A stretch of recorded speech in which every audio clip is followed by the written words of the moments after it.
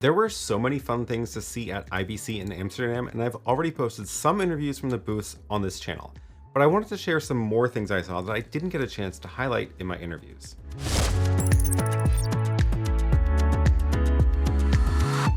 Let's start with a quick recap on Blackmagic. The day before IBC, Blackmagic announced a whole bunch of new products. The one they spent the most time on during the announcement is the Blackmagic Camera App for iOS. It is a fantastic option for recording video on your iPhone with the full manual control over the camera settings like shutter speed and white balance.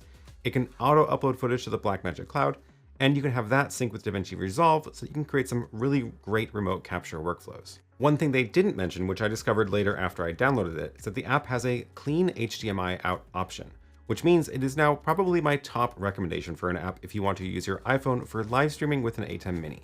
You can either plug in an HDMI dongle to your phone for a wired video feed, or you can AirPlay the screen wirelessly to an Apple TV, and then the clean video feed from the app will be streamed out. I also had some great conversations at the Blackmagic booth. I actually have a whole separate video about some interesting things I learned, so I'll link to that down below if you want to hear more about SRT support in the ATEM Mini. But let's move on to some of the smaller booths at the show. Magewell was featuring their new live streaming device, the Magewell Director Mini.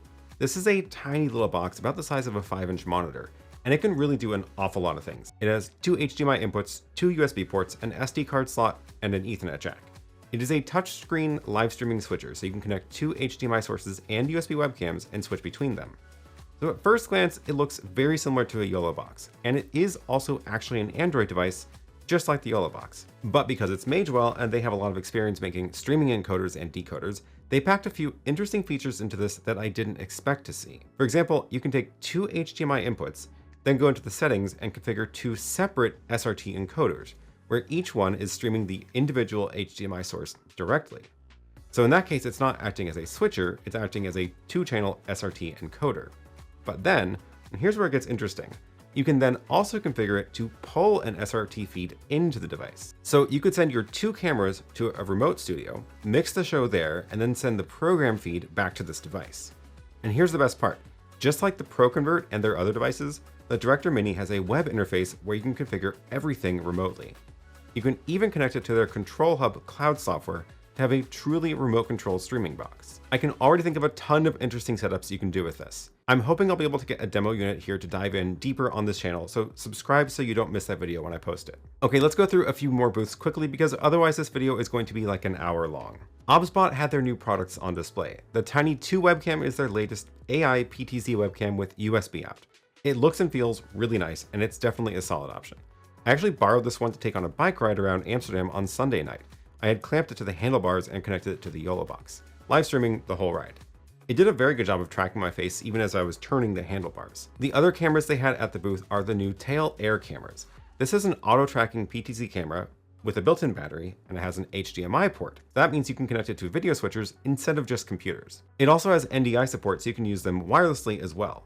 And they also have a remote so that you can use them to manually control the camera if you don't want to use the auto tracking.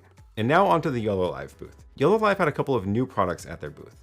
The yet to be released YoloBox Ultra, which is an even larger version of the YoloBox Pro. This has 4 HDMI inputs, supports 4K, and they claim it can even do 4K recording of all inputs simultaneously. Plus, they even built in vertical streaming into it, which means you can launch the box into either horizontal mode, where it looks like the YoloBox Pro, or vertical mode where it looks like the in-stream. This really looks like they took all of the feedback from their users and built it all into this new device. Now the software is still in development, so I wasn't able to try out all the new features, but it is definitely still exciting. And they actually sent me home with one of the demo units, so once the software comes out, I will be able to actually test it out and share it with you on the channel. The other interesting product they had at the booth was a new camera, the YoloCam. This is a camera with HDMI out that takes Micro Four Thirds lenses. There's no screen on the camera, so it's more like a webcam, but it has a good sensor and takes good lenses. So it's much higher quality than webcams or even most cheap PTZ cameras. When it's connected to the YoloBox, you'll be able to control all the camera settings directly from the YoloBox as well. Now this was also still in beta, so we'll have to check it out in more detail once it's actually launched. Okay, this rapid fire thing is not going well. Let's pick up the pace here. Accsoon has a few new wireless video transmitters. The Cineview HE and SE are a compact set of a wireless transmitter and receiver. The HD is HDMI, and the SD is SDI. The Cineview Nano is a super tiny transmitter that lets you pull up the video feed on a smartphone. Hollyland has the new Lark Max dual wireless microphone kit.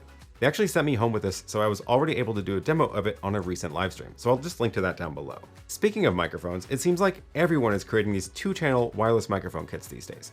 Comica has a new 2-channel kit for cameras that is super small, and they even have a smaller kit for iPhones and Android phones.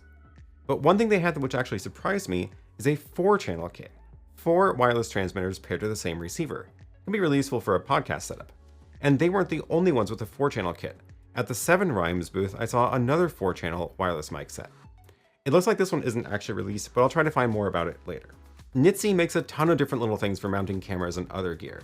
They had a huge spread out at their booth. They were also nice enough to give me a little magic arm which I used to mount the OBSBOT to my bike handlebars for the bike ride, since I actually forgot to bring any of my own mounting gear from home. YC Onion's booth had their monopod and tripod set up, the same ones that they actually sent me after NAB last year.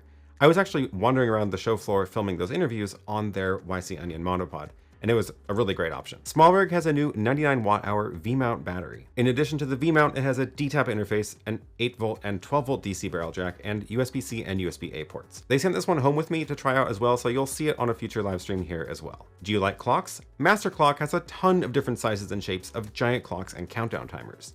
These are actually pretty cool because you can connect them to a wire that has timecode, and it'll just output whatever the wire says the timecode is. How about buttons? Skaarhoj has buttons and knobs of all shapes and sizes that can control your gear. And if you thought the Stream Deck was a nice way to control the ATEM or other hardware, wait till you try these out. And they also announced support for letting you bring USB controllers, like the Stream Deck, into the Skaarhoj ecosystem as well. Check out my interview with Skaarhoj himself, linked down below. KiloView has a bunch of different kinds of encoders and decoders. Some of them are simple 1 or 2 channel encoders. Some of them can support bonded cell connections for outdoor streaming. They have 4K and HEVC encoders too. There's a lot of really great stuff there. But back to the world of video switchers. RGB Link has a new video switcher that looks kind of like a Rodecaster with a video screen. It has 4 HDMI inputs and also 2 XLR inputs for wired microphones. It has a bunch of physical faders and knobs for audio and video control. The screen is a touchscreen and you can configure layouts and save them as presets. Over at the Cathy booth, they had a really interesting live streaming device with a built-in camera. It supports both horizontal and vertical streaming. It also has an external touchscreen monitor you can use to control everything, and the main screen is a large monitor showing what's streaming, and you can even bring in teleprompter text over the top. vMix announced their new Zoom integration, which is super cool to see. So now you can get your vMix to join a Zoom meeting, and each Zoom participant will be pulled into their own video feed inside of vMix. And this is definitely a great option for virtual productions now. If you'd like this peek into the things I found at IBC, please give this video a thumbs up. And check out the links below to all the other videos I publish with interviews and new products announced at IBC. Thanks so much for watching, and I'll see you in the next one.